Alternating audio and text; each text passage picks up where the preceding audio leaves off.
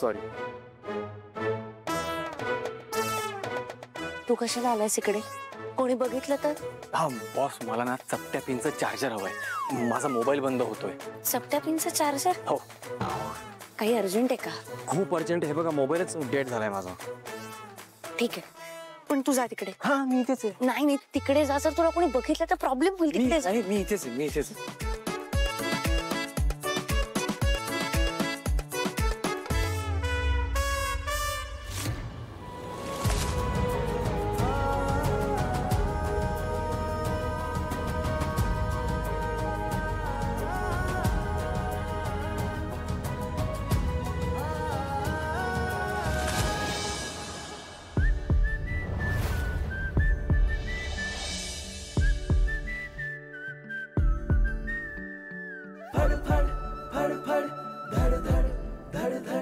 डोळ्यामध्ये मनामध्ये झाली फडफड फडफड धडधड धडधड. डोळ्यामध्ये मनामध्ये झाली. मन माझं बावरत तुझं हसणं गालात. मन माझं बावरत तुझं हसणं गालात. रान फुल तूच राणी, कस्तुरी तू गंधणारी. काट्यावानी ठार तू ग, मधावानी गोड ग. फडक फडक रोक ठोक जिगर बाज तू ग. निडर अशी कणखर तू तारिणीच तू ग. तडक फडक रोक ठोक जिगर बाज तू ग. निडर अशी कणखर तू तारिणीच तू ग. फडफड फडफड धडधड धडधड. डोळ्यामध्ये मनामध्ये झाली फडफड फडफड धडधड धडधड. हॅलो.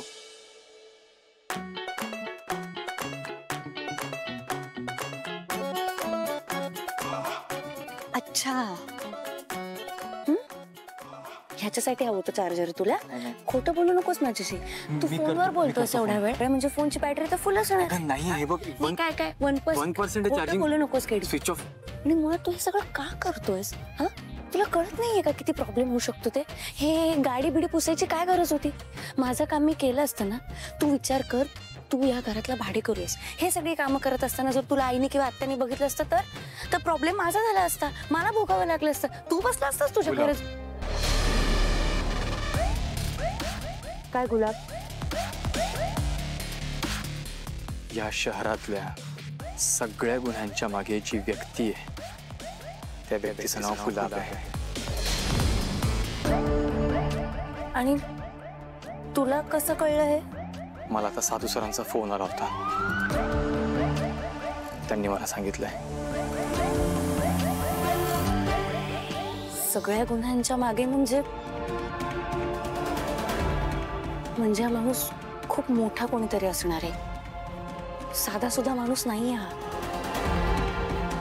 गेली इतकी वर्ष तो जर काम करतोय ना तर त्याला शोधणं पण खूप अवघड असणार आहे केडी. पण आपल्याला काहीही करून त्याला शोधावंच लागेल. Yes boss. आणि तुझ्या आईच्या केसमध्ये पण जी व्यक्ती इन्व्हॉल्व्ह आहे. चला, आधीच उशीर झालाय. कार्स रेडी आहेत, चला. सुपर. मला असं वाटतं की त्यांनी पोहोचण्याच्या आत आपण तिकडे पोहोचणं अपेक्षित आहे. सो आपण निघूया. त्यांनी पोहोचण्याच्या आधी म्हणजे आपण त्यांच्या घरी चाललोय ना. सॉरी मी सांगायचं विसरून गेले. आपण त्यांच्या घरी नाही चाललोय, आपण रेस्टॉरंट मध्ये चाललोय. मी ऑलरेडी टेबल बुक केलंय. रेस्टॉरंट मध्ये का? अहो गरीब असतील, घर लहान असेल त्यांचं. काकू, घर मोठं असो व छोटं असो, मन मोठं असणं महत्वाचं आहे ना. आणि तसंही आपण किती उदाहरणं बघतो आपल्या आजूबाजूला ज्यांची घरं फार मोठी आहेत पण मन छोटी. हो, माझ्या कितीतल्या बायका आहेत काही अशा. असू दे. अगं पण घराणं तरी तोला मुलाचं असायला पाहिजे ना. हे बघ, माझ्या युवराजचं लग्न मी असं कुठल्याही मुलीशी होऊ देणार नाहीये. काकू 1 मिनिट. आपण आता फॉर्मली भेटायला चाललोय. अजून काहीच ठरलेलं नाहीये आणि आवड निवड ही फार पुढची गोष्ट आहे नाही का? अगं हो, पण मला काय वाटतं, गरीबा घरची असेल मुलगी म्हणून तेही लगेच तयार झाले लग्नाला. म्हणजे आपल्या युवराजचं लग्न फक्त गरीबा घरच्याच मुलीशी ठरणार आहे असं तुला म्हणायचंय का? हो, असं काय करताय? मी असं कुठे म्हटलं? आपल्या युवराजशी तर कुणीही लग्न करेल. 7 पिढ्या बसून खातील, काही काम करायची गरज नाही. द युवराज खांडेकर आहे तो. चेतना काकी, कष्ट आणि जबाबदारी या 2 शब्दांनी खांडेकर बनतो, बरोबर ना? आणि म्हणूनच मला युवराजला खऱ्या अर्थाने खांडेकर बनवायचं.